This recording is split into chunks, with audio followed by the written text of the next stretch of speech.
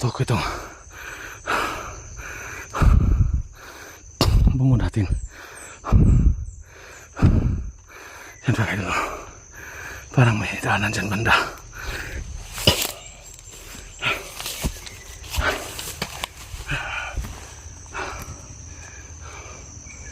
Yan mga kayo. May daanan dito. Para may ginawang daanan dito mga kayo. Yan kung napapansin ninyo. Yan. Parang hanggang nagdan pa dong dito sa bawah. Marami pong nagkukomment sa atin na si SG andun doon sa portion na may durianan dito. Hindi natin alam kung saan itong durianan na sinasabi nila. Kaya wala tayong ibang magawa dito. Hindi susundan natin itong parang daanan ng tao. Parang sinadyang ginawa mga kaidol. Parang ginawang hagdan. May apakan. So ayan. Yan mga kaidol. Sa unahan, napakita ko sa inyo. Ayan o. Yan. Papunta sa bandang itaas. At dito, may nakita tayong malaking kahoy.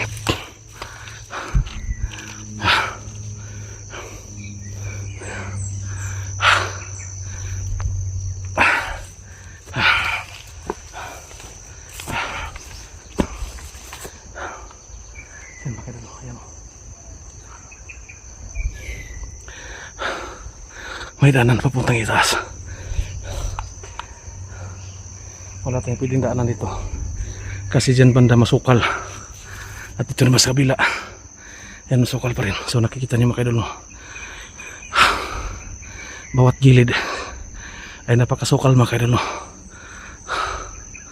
Ayan. Yan nakita ninyo. Parang hagdan. Parang ginawa ng, parang sinadyang ginawa mga kaidol. Ayan. Ayan. Ayan. Nakita niyo dyan banda.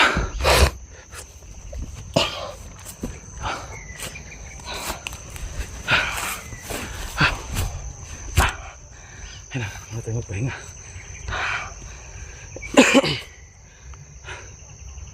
Ayan. Ayan. Ayan. Parang hagdanan. Parang hagdanan na ginawa ng tao. So kanina nakasagap tayo ng magandang signal. Kapag open po tayo sa ating messenger, marami pong nag-message sa atin na may tumulong kay SG daw, isang matanda doon sa durianan. Kaya hanapin natin dito kung saan banda itong durian mga kaidol.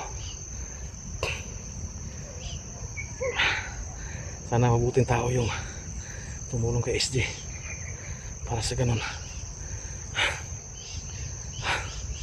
hindi siya mga kaidol para magamot sa kagan. Kung sino ka mang tao kang tumulong kay SG, ako po'y nagpapasalamat po sa inyo sa iyong kabutihan. Isang matanda raw nasa durianan. Kaya galing tayong galing soba. Masikap tayo makapunta dito. Pwede natin sana nakakita tayo dito ng sign. Isang daanan na parang may hagdan-hagdan puntang itaas. Pero hindi tayo sigurado kung saan pupunta itong daanan na ito. Ngayon lang natin ito na-encounter.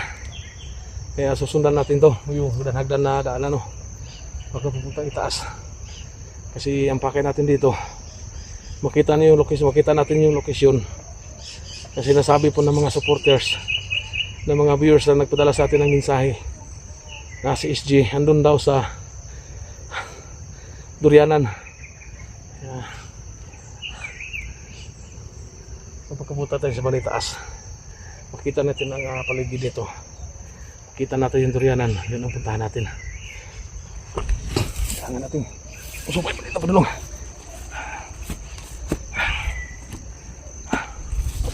Ayan mga kaidol, ayan o. Yan ang sinasabi ko sa inyong daan. Daanan na parang ginawang hagdan.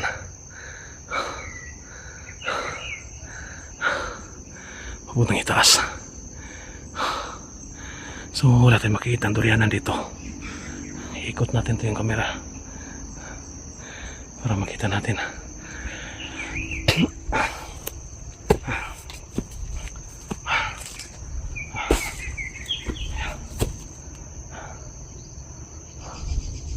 Ayan o, ayan o. Ayan o. Ayan o. Hagdan. Ito yung taas. Wala tayong pwedeng daanan dito kasi dito masukal. At dito sa kabila masukal. Ito lang yung pwedeng daanan natin. Kaya maging kampante tayo dito. Kailangan magmasid tayo. Ayan o. Ngayon natin ito na ngayon lang tayo nakakita ng ganitong lasing daanan na parang ginawang hagdan. Yan.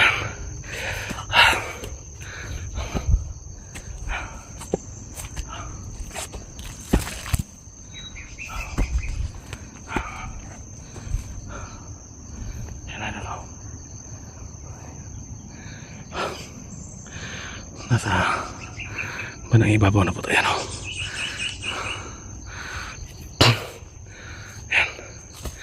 Yan mga idol. Parang sinadya talang ginawa. Itong parang hagdanan.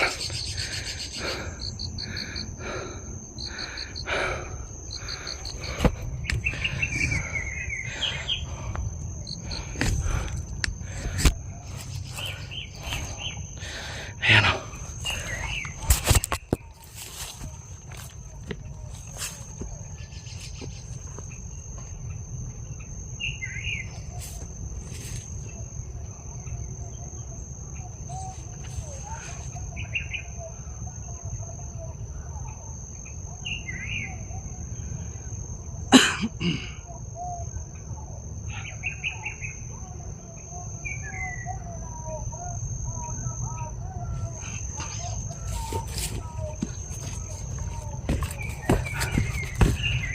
o. Papunta dyan. Parang mahaba pa yung hagdanan. Ayan.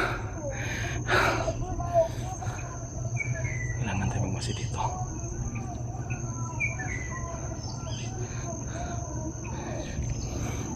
Napansin ko, idol, bangin.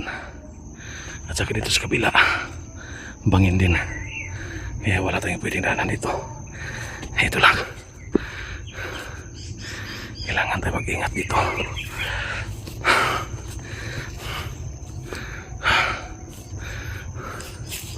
Ayun mga kidalo, pataas pa ng pataas itong hagdanan na daanan.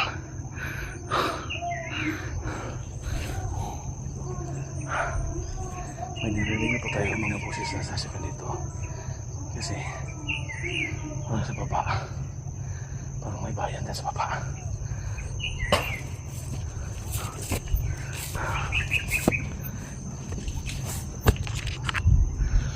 Ayan o.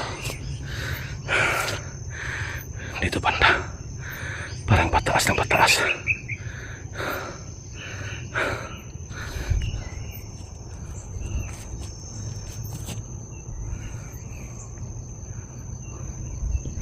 Ayan o.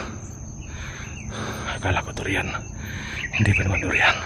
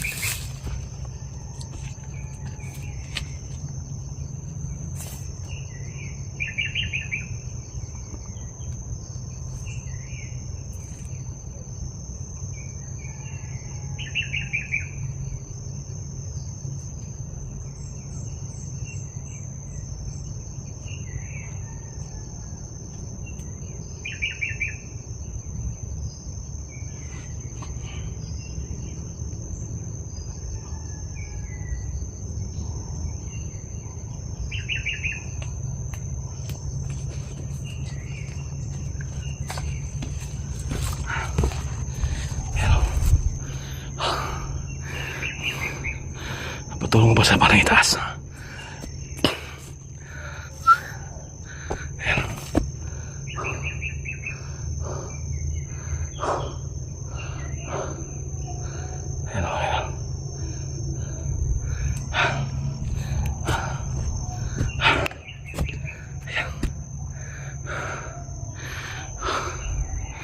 Parang may nakita na tayong liwanag dyan.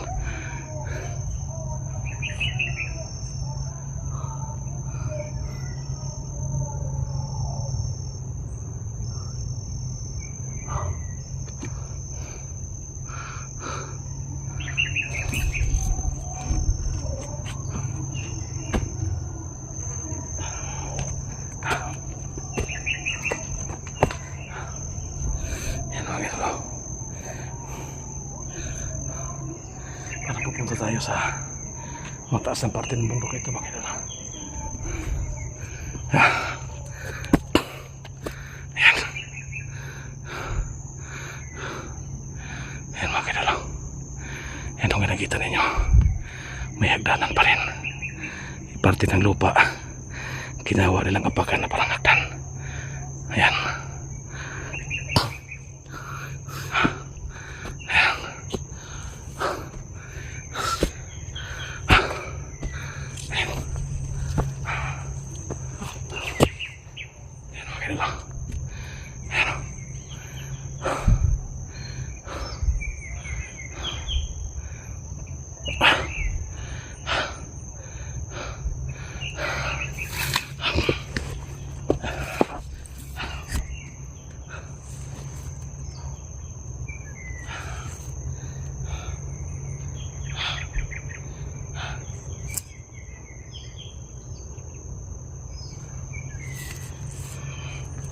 Yan, maganda lang. Napakahaba itong parang hagdanan.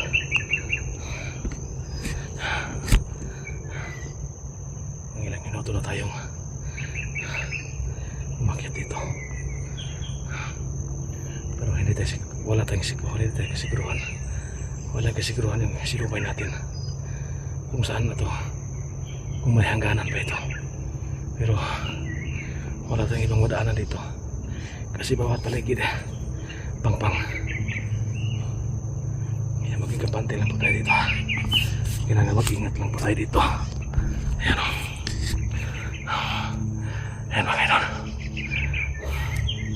Parang papunta dyan, parang itaas.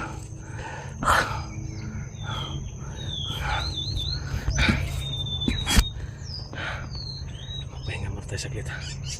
Ako po yung humingi na po manhino. Standby muna ako saglit. So ayan, titiisin natin yung hirap na dinanas natin ngayon kasi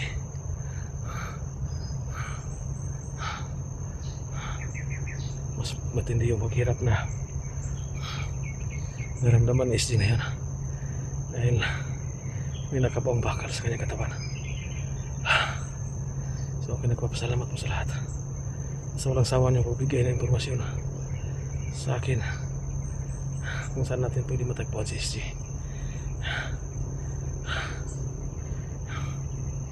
So tayo nagpapasalamat.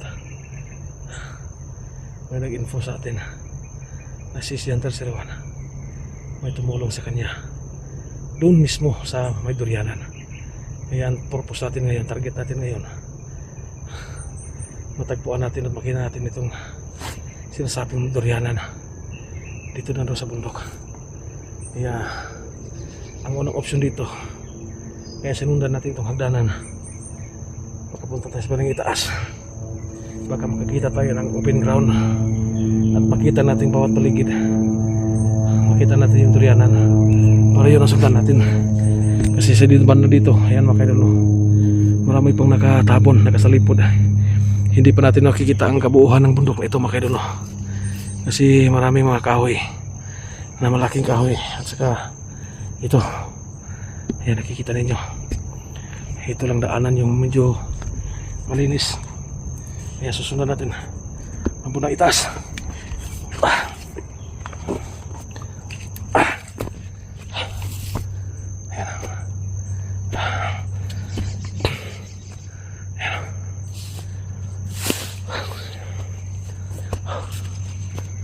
Ayan. Para sila juga ang ginawa talaga mga kaidol. Parang saan papunta. So yan, mula dito mga kaidol, nakita na natin may nakita na tayong background dito. Medyo makita na natin yung paligid. Ayan lang. Ayan lang.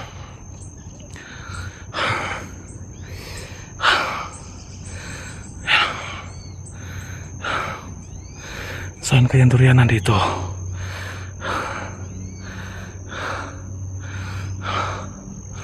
Ada kita durianan, no? Diyan banda.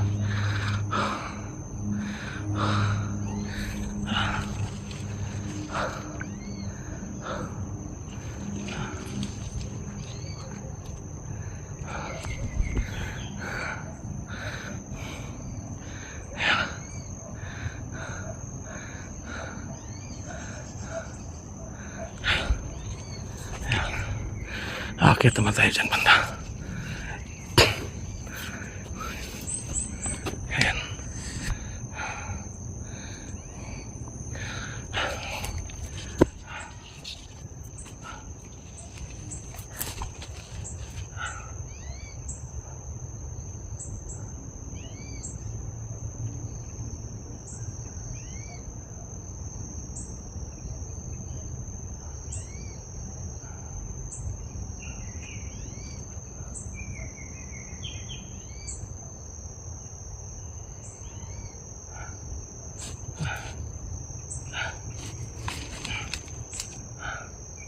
Yan mga kadulo, yan.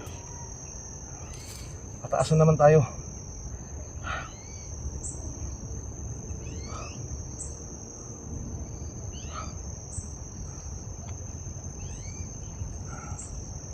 Kita naman ito dyan banda.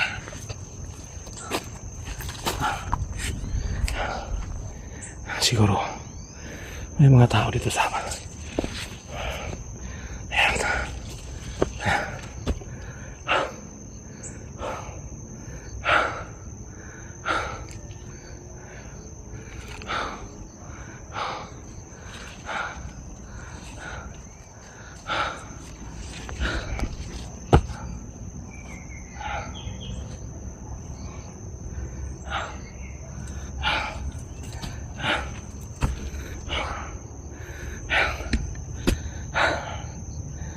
Kurbada na po na.